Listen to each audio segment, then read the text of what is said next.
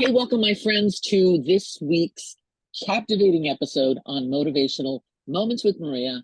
I'm your high performance coach, Crazy Coach Maria. So thrilled and honored that you are joining in as you do every week.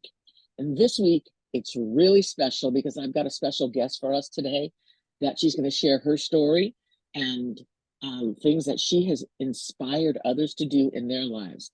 But first, let's go back to the reason that I do this podcast. It is always my intent to provide you with some positivity, some inspiration, some motivation, because it is my wish that you experience all the joy, love, and happiness and positivity in all areas of your life. And it continues to make sure that I am obsessed about the research I do and studies on positive psychology and personal growth and personal development. So let's get on to today's show, today's episode. I have an amazing woman that is joining us today, and you can see her beautiful picture when you go to our YouTube channel. But I want to welcome to the show Karol Brown. Now, Karol is a special lady. She's a motivational speaker. She's an actress. She's an author of 2 books, and she is creating some amazing things in her life. And not only is she an author of 2 books, she just co-authored another book that we're working on a project together. And we'll talk about that as we move into the show. But welcome, Karol. I'm so glad that you can join me today on Motivational Moments with Maria. So welcome, Karol. Thank you, Maria. I'm just excited to be here with you. I just love the whole concept of your podcast, and I'm pleased that you allowed me to be here to share my story with your guests. Oh, you have an amazing story. So tell us a little bit about yourself, how you got started with your story, because it really is quite phenomenal. And we're going to share a little video with you in a little bit, but I want you to hear from Karol, her story. Boom, all yours. Okay. Well, I live in the Seattle, Washington area. I'm from Ohio, Dayton, Ohio area, and back in '87, long time ago, my husband James and we moved to Washington State and to be in Seattle, where we heard it was such a beautiful place to live. And it is. If you've never been here, it's beautiful to come visit. Don't believe the stories about the rain. uh, so our children, 3 children, were raised here and went to school. I had a beautiful career with the VA hospital here, Veterans Hospital, and where I was a dietitian for 30 years. That's a long time to be in one place, but it was a good place to work. Um, while there, I had opportunities to have what they call collateral duties. That means that you were going to do things that were other than your job. And that made my experience there much more enjoyable because I got to be out and around people. For a while, I was the federal women's coordinator, which is the person that brings women together to talk about women history, women veterans information. Then I was the African American employee program coordinator. Part of my duties for that was Black History Month and Martin Luther King Day programs. So one year I was preparing for Black History Month. I watched Cicely Tyson with her excellent performance as Harriet Tubman. And she sparked my interest with a story that I had never heard before. And so I started researching Harriet Tubman.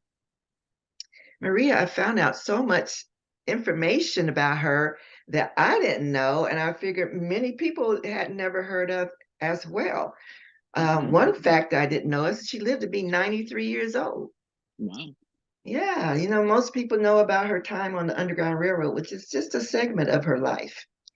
I was also very active in Toastmasters International Speech Program. And so storytelling was where I was focusing on in Toastmasters. So I decided to portray Harriet Tubman and tell her stories. And that's Oh, what beautiful. yes. So I started that in Later, my husband and I started traveling to present this program to schools, libraries, churches, businesses all over. Traveled all over Washington State and in Ohio as well. So I'm Harriet Tubman to many people. But along the way, I also learned that reading all the books about her, there was more to tell about her life. Um, and that's what I've done along the way as far as being a dietitian. But a few years ago, about 8 now, time really flies. In 2015, my husband and I returned to Ohio, to Dayton. That's where I was born and raised, and we were high school sweethearts and were together for many, many years. Over 40, over 45, if I recall. Oh my, over 47 before our life changed. Mm-hmm. My husband all of a sudden became abusive. I mean, physically and mentally abusive. And I dealt with that as many women do for, oh, okay, he'll change. All right, you have an incident and then they make up and then it's fine for a while. But it got to be where it was not fine. And I felt my life I was losing my joy. I wasn't joy, yeah. happy. I wasn't feeling the love that I felt I deserved. And my mother was living with me. She was 100 years old. She's 100. She just passed away in October, but 102, just 2 months short of 102. She was 101. But she was living with us. And one night I had to leave our bedroom for my own security. And that was the night that, for your own safety and your own my own security, safety, yes. I heard my cry for help being answered. I heard the voice say, "Get out. Get out. Get Yes. out. Get out." And let me ask you a question. Get out. How many women and men stay in abusive relationships because they think there's no alternative? Right. Yes, I mean, that is an issue for people. For myself, I know I had to find a way. I've always found a way to do the things I needed to do as far as I was concerned. My mother, now I had run away to hotels before, Mm-hmm. but this was different because I had my mother with me and couldn't keep on doing that. So I had to find an apartment that could accommodate her who needed a walk-in shower, which was a little challenging, but we did it. That took some courage, didn't it? It took courage, but Maria, when I got in my car, driving away, the weight just lifted off. It just lifted off my heart.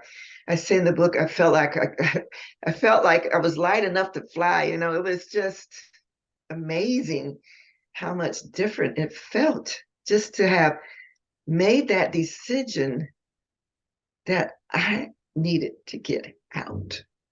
You needed to get out, and you did.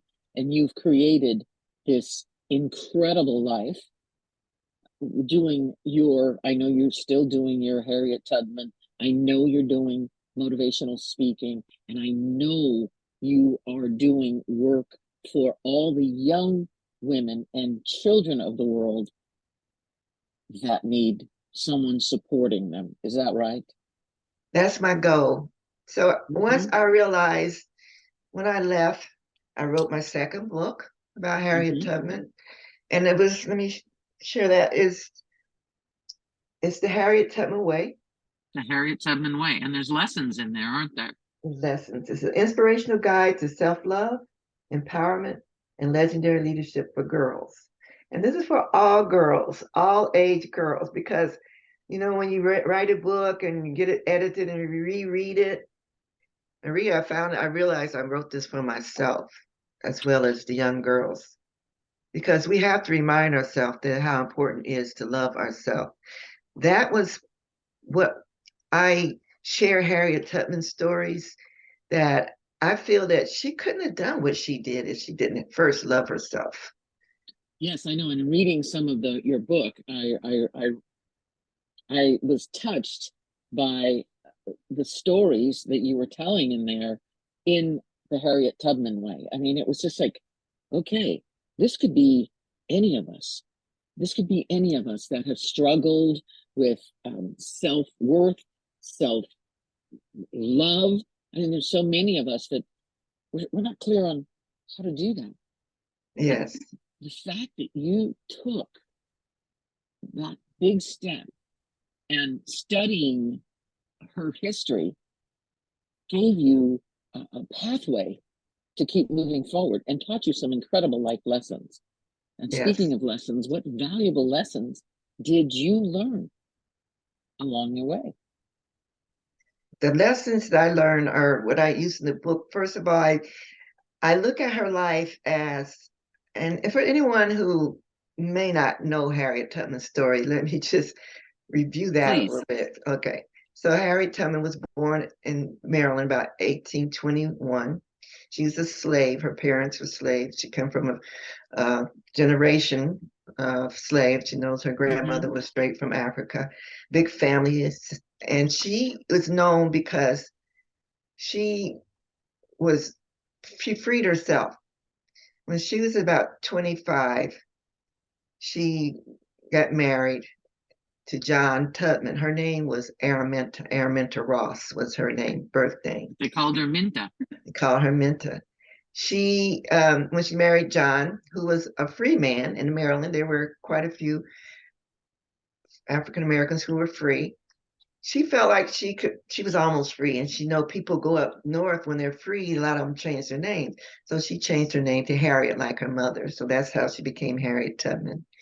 She is known from using the Underground Railroad, which was a system of people who knew slavery was wrong and wanted to help people. So they had a secret society. They called it the Underground Railroad. It was not a real railroad. It was not underground, but undercover, I would say. It was undercover, right? She first freed herself, but then she did what not many people would do. She went back for her family. Now, some people might have learned that she went back 19 times and rescued 300 people. Over the years, with more historical facts, I found it wasn't quite that many. About 13 trips and 70 people, which is still quite remarkable. I mean, one person impacting more than 70 people because the lives that they created once they were free. Exactly, exactly. And so that right there is, she also taught others how to free themselves. So there was another about 70 people that left that plantation because of Harriet. And she definitely changed her life. She didn't just bring them up there and drop them off. She took care of people. Later on, she had to travel, take people all the way up to Canada because there was a law that they could, a slave owner could come up north and take their slaves back. So she took them out of the country. She cared for those people there. She volunteered for the Civil War, where she was a nurse, a scout, and a spy. She led a gun raid there that freed almost 800 people in one day. Yes, first woman in this country to do that, to lead a gun raid. And her end of her lifetime after the war, she spent her time in Auburn, New York, where she cared for her parents and anyone else who needed a home that had no place to go. So she was in service all her life. So I also teach with this book the concept of servant leadership. So it's love yourself, let that love be your reason for taking actions in life. Mm-hmm. These are what I've learned. That empowers you to change your life and others. And then the support of a servant leader is someone who's first is dedicated to serving people, but end up being a leader because of that. and then she left a Exactly. legacy. She left And a she left a legacy. legacy. So that's what I Exactly. learned from her, and that's what I teach with her book and her stories. Right. That's what you teach. You teach your stories, you teach the lessons, and there's some great lessons in there's courage, there's communication, there's commitment, there's risk take. I mean, there's so many lessons that you can glean from her stories, and you're sharing them. But if you would indulge me for a moment, what I'd love to do is people communicate differently, and communication is so important, isn't it? And so I'd Yes. like to share with the audience just a snippet of you playing Harriet Tubman. And it's one of the lessons you teach is on communication. So Yeah. if you will allow me to share that, I'd love to do that. So give Please. me a moment and we'll get that up. Okay. Give Go you a little back and do. background. I'll give you a little background. So this video was done during the pandemic. When I wasn't able to go out and do programs, I was fortunate enough to get it recorded. It's in a real cabin with no heat but the fireplace. Oh, That's wow. there That's pretty in amazing. January in Ohio. It was at a historical park, and my niece and nephew and my husband James are the other people in the program story. Oh, beautiful. Okay, so let me. There you go. There I go, right there. Well, There you go. that was all right. But the church I really loved was when we had our own little secret church out in the woods, the campfire church meetings, and we'd be under the big bright moon and the beautiful stars and the invisible church. If the camp meetings were secret, how did everyone find out about them? Did y'all ever hear about the grapevine? A grapevine? How do you communicate with that? Now, did you ever think about some ways that you can talk that ain't talking? I can just talk by texting. I mean, oh, you didn't have cell phones, and you couldn't read or write. Wow, that's tough. That's right. You got to think about that. I'm sure you come up with some ways if you need to. You're right. I ain't never seen no cell phone before today. Well, so my daddy and his men's out in the woods, when they clear off a new spot, and that was a good spot for a meeting, then they let folks know about it. They sing the song, Steal Away to Jesus. Now, we learned that song in church. We ain't had no song books. You know, if we couldn't read it. And as we didn't know the words to the song, they didn't care as long as it sounded pretty. Because they always thought that if their slaves was singing, then they was happy slaves. Because y'all know we couldn't just be sitting out there or working out there in the fields talking to each other. Because we couldn't talk because they always think we was talking about running away. If they was talking about me, they was probably right. But they love to hear us sing because they say, oh, my slaves are singing all day. They some happy slaves. They just didn't know we some talking slaves with them songs we sang. Sure enough did. Brother Eli, would you sing that Steal Away song for the children? Sure. Steal away, steal away, steal away to Jesus. Steal away home. I ain't got long to stay here. My Lord, He calls me in the thunder. The trumpet sounds within my soul. I ain't got long to stay here. Okay, now that was a way to communicate. What was the message there? So What was the the message is that you can be yourself and be creative.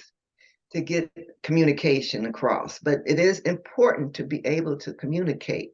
And you don't have to feel like you have to do it all in one way. I want people to understand that everyone's creative abilities are gifts and that they should be able to use that. So singing was a way of the slaves to be able to pass messages to each other. And the grapevine, which kids don't know that terminology so much anymore, is all about word of mouth, passing the word from one person to other. So communication skills are important, and they need to be, and along with that chapter, I talk about verbal and nonverbal communication. And then we have vocabulary words to explain what that will mean. And that is just part of what we all need to do and practice.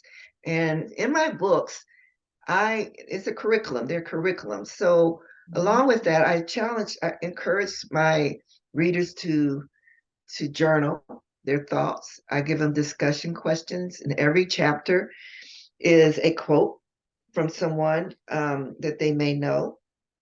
So just let me give you the quote for that particular story real quick.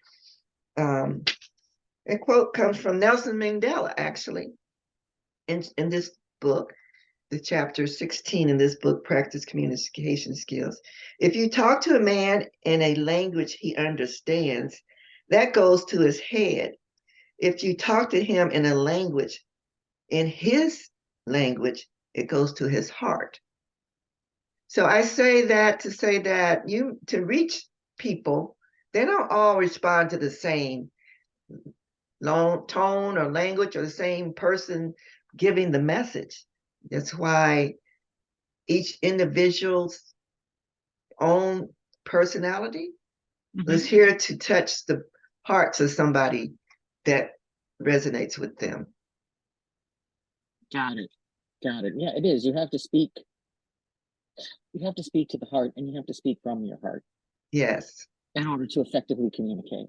Yes. Absolutely. So you are working on a project, because I can see it on your beautiful shirt. It's called Girls United by Love. Yeah, this is my mission. This is my legacy that I hope to achieve. Girls United by Love is, well, for 2 years, when this book came out, I was looking for a beautiful way to launch it. I ended up having it wasn't a webinar. The first one was a live event on October 11th, which is the International Day of the Girl Child. And my committee included my niece that was in the video, and she's an artist, so she came up with this beautiful design. And we decided that this was a representative of what we're trying to do, is unite girls through love. So Girls United by Love is the mission. And this t-shirt is her art, which I dedicate any purchases from my store for this design. It helps her in her college career, going to college. She's still in high school right now, but her funds for college. And teaching girls self-love. Maria, my goal, my vision is that whenever you're in a room full of women, that they all love themselves. Now, can you imagine? Can you imagine the power? Oh, the power, the beauty, the peace, the joy, the lack of competition, the lack of jealousy, the lack of people being judgmental. And so that's what I do through this book and workshops, curriculum development, and teaching others to teach this program so that we can spread it around the world. Exactly, because once you share that, it's like the domino effect. Yes. Right? You teach one, they teach other. I've always taught my children and my grandchildren, no matter where you go in life, always turn around, lift someone up, and help them. Yes. And they in turn, you always want to pay it forward, pay it backwards, any way you can. There's so much power in the power of love and the power of joy. This exactly. is right. Now, I know that you and I and 27, 28 other authors are working together collaboratively on this book. Where's my book? I can't even find my book now, but you I have probably have mine. yours. I have mine. I don't even know where mine is. Live, Love, Prosper. Now, Live, Love, Prosper is a collaboration effort from 30 authors and authors who care. And what we're doing, and what you wrote in your story was it touched my heart. And each author wrote a story that impacted their life significantly. And what's really cool about this book is all the proceeds are going to the author's charity of choice. So let me just tell you, if you support Karol, she'll tell you how to reach out and get books from her. And you'll be hearing from me at a later date on how to do that. But all the money, all the royalties are going to charities of our choice. So what is your charity, Karol? Well, I have a couple of different ones, but the main one is in the name of Harriet Tubman, I really like to support programs that help people get off the street, homeless people, to house homeless people. So Mary's Place is an organization in Seattle that serves to get families safe housing. And their slogan is "No child should sleep outside." So I mainly support that. I will be supporting some other organizations. I want to.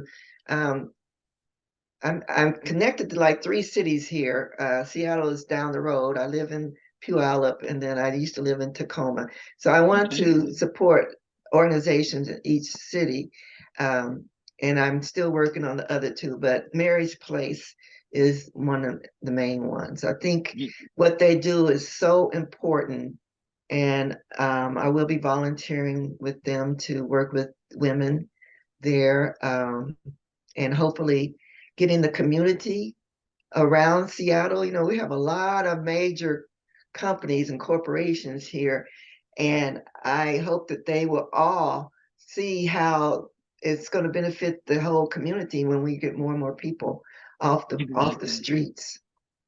Absolutely. Yes, it helps the community, it helps the people, it helps, the impact is significant. Yes. So kudos to you. You've got 2 great books, now co-authoring a 3rd book. You are continuing to share the story of Harriet Tubman and the lessons on leadership. I mean, absolutely. And the leadership lessons that are in your book from Harriet Tubman. She was a leader, and you said, and she was a servant leader. Yes. And sharing those leadership lessons is truly a gift, because she had courage, she had commitment, she had the consistency of going back and forth. She was just an amazingly powerful woman. And there's some lessons that people don't realize with her. I point out networking. That's what railroad was, a network. Financial management. She knew how to hold her money together, and she would save up. She would work and save her money up for the trips back. Things like that people don't think about associating with Harriet Tubman stories. Like you said, give back. She went back and brought other people up. She taught other people how to do for themselves. And another thing people don't realize is she was a businesswoman. I was pointing this out the other day. During the Civil War, as slaves would run away from their plantations or were freed, well, the men joined up in the army, but the women didn't really have anything to do. They weren't taught to do anything but maybe pick rice or cotton or whatever. She would take the women in her cabin at night, and they would make sweet potato pies and berry pies and root beer. And the women would go sell that to the soldiers during the day. And Harriet would share the money with the women. She also taught them how to sew and clean the uniforms of the soldiers. So she was a businesswoman, and she taught other women how to be successful businesswomen, Pete, So too. she had the entrepreneurial spirit. Yes, she did. Long before we even heard of that word, right? Yes. Yes, exactly. So I always like to leave. I mean, I really appreciate you joining me today, and I gained some valuable insight in reading the book and reading about you, and of course, spending time with you because you are quite the amazing woman. And I always like to leave with something. Okay, so if a genie dropped down on your shoulders right now and said, Miss Carol, I grant you 3 wishes, what might those be? Ooh, 3 wishes. You get three Hey. wishes today. Okay. Well, Maria, I want to hit the lottery. Now everybody Okay, wants hit the that, right? lottery. Hit the Right. lottery. The Okay. big one, the $1 billion one, okay? Okay. And the reason is that I have plans for that money to change the world. My mission, I could spread it so much faster in so many different ways. So that money would be used to, so the second one is my business of having a cooperative business, the largest cooperative business in the world, where I have women who are using love to teach to the girls, love in their own different businesses that be supporting the concept of love in the world. And the third one would be my home here in Washington State, where I can look out at Mount Rainier and the Puget Sound and have a lot of great memories with my family. Okay, beautiful. That's great. And because we all know a lot of people have a negative connotation around money, but money is good for the good that it can do, right? Yes, exactly. And the more you have, the more you can give back. The more Right. good you can do. That's Yes. exactly right. So if somebody wants to get a hold of you, is the best way your carolvbrown.com? That'd That's the be it. best way to reach you. Okay, www.carolvbrown.com. And she can also be found on some YouTube channels, and I'll give you the link on the YouTube we shared in the show notes. But I really want to thank you for the impact that you are making on young girls, young women, adult women, and more importantly, I want to honor you for having the courage after 47 years to love yourself and to vote on yourself and to pick you Thank you. to live your best life. Yes, thank So you. once again, Miss Carol, thank you for joining us. And for those of you who are listening, you know my message. Share this with people that you know that need to hear some words of encouragement and inspiration, because Carol has shared so many today. And until next week, my friends, stay focused, stay positive, always have fun, and no matter what you choose to be, do, or have, do it with passion. And I will speak to you next week, my friends. Thank you. Thank you.